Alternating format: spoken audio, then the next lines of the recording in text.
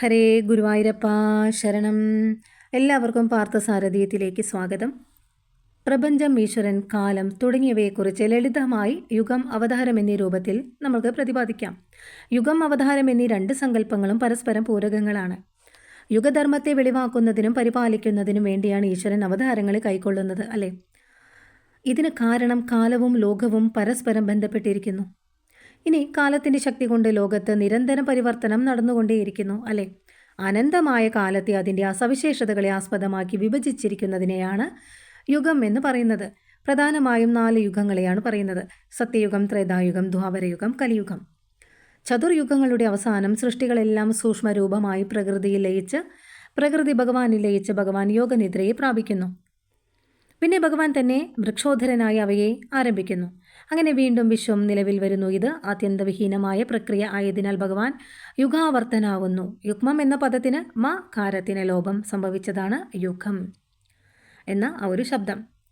ഇനി യുഗങ്ങളിൽ ത്രേതകളെയും ദ്വാപര കലികളെയും ഇരട്ടകളായി കണക്കാക്കുന്നു.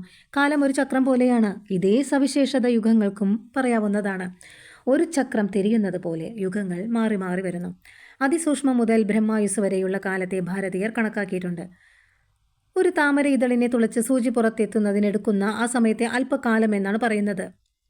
30 അല്പകാലം ഒരു ത്രുടി. ഇനി 30 ത്രുടി ഒരു കല, 30 കല ഒരു കാഷ്ഠ, 30 കാഷ്ഠ ഒരു നിമിഷം, 4 നിമിഷം ഒരു ഗണിതം, 60 ഗണിതം ഒരു വിനാഴിക, 60 വിനാഴിക ഒരു നാഴിക, 60 നാഴിക ഒരു രാവും പകലും ചേർന്ന ദിവസം, 15 ദിവസം ഒരു പക്ഷം, 2 പക്ഷം ഒരു മാസം. ഇനി 12 മാസം ഒരു മനുഷ്യവർഷം, 360 ദിവസം. ഒരു മനുഷ്യവർഷം ഒരു ദേവദിനം, 360 ദേവദിനം ഒരു ദേവവർഷം. ഇതിനെ ദിവ്യവർഷം എന്നും പറയുന്നു. 1200 ദിവ്യവർഷങ്ങൾ ചേർന്നതാണ് ഒരു ചതുർയുഗം. സത്യയുഗം, ത്രേതായുഗം, ദ്വാപരയുഗം, കലിയുഗം എന്നിവയാണ് ഒരു ചതുർയുഗത്തിലെ 4 യുഗങ്ങൾ. ഇനി ഓരോ യുഗവും സന്ധ്യ, സന്ധ്യാംശം എന്നിവ കൂടിച്ചേർന്നതാണ്. സന്ധ്യയെയും സന്ധ്യാംശത്തെയും ഉൾപ്പെടുത്തിയാണ് യുഗത്തിൻ്റെ കാലയളവിനെ കണക്കാക്കുന്നത്.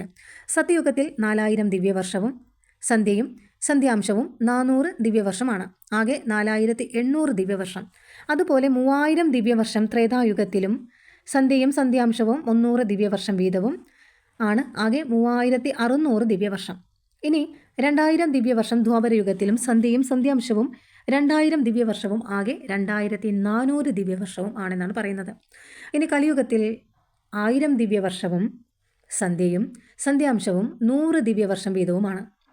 അപ്പോൾ ആകെ 1200 ദിവ്യവർഷമാണുള്ളത്.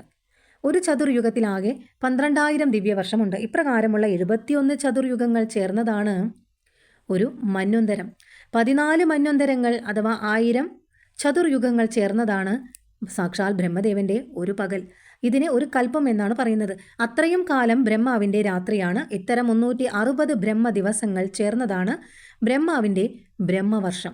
അങ്ങനെയുള്ള 100 ബ്രഹ്മവർഷങ്ങൾ ചേർന്നതാണ് ബ്രഹ്മാവിൻ്റെ ഒരു ആയുഷ്കാലം. അതിനുശേഷം ബ്രഹ്മാവും പരബ്രഹ്മത്തിൽ ഭഗവാനിൽ ലയിക്കുന്നു. അതോടെ മഹാപ്രളയം സംഭവിക്കുന്നു.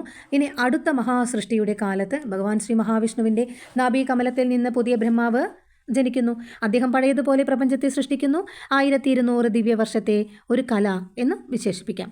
സത്യയുഗം 4 കലകളോടും ത്രേതായുഗം 3 കലകളോടും ദ്വാപരയുഗം 2 കലകളോടും കലിയുഗം 1 കലയോടും കൂടിയാണ് ഉള്ളത്. ഒരു യുഗത്തിൽ എത്ര കലകളുണ്ടോ അത്രയും അവതാരങ്ങളും ഉണ്ടാവുന്നു.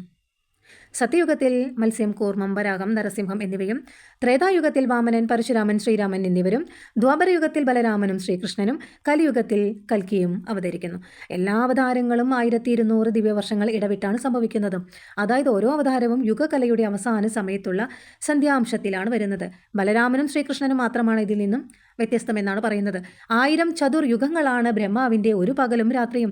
360 അഹോരാത്രങ്ങൾ ചേർന്നതാണ് ബ്രഹ്മാവിൻ്റെ ഒരു ബ്രഹ്മവർഷം. 100 ബ്രഹ്മവർഷങ്ങൾ ചേർന്നത് ഒരു ബ്രഹ്മായുസാണെന്നാണ് പറയുന്നത്.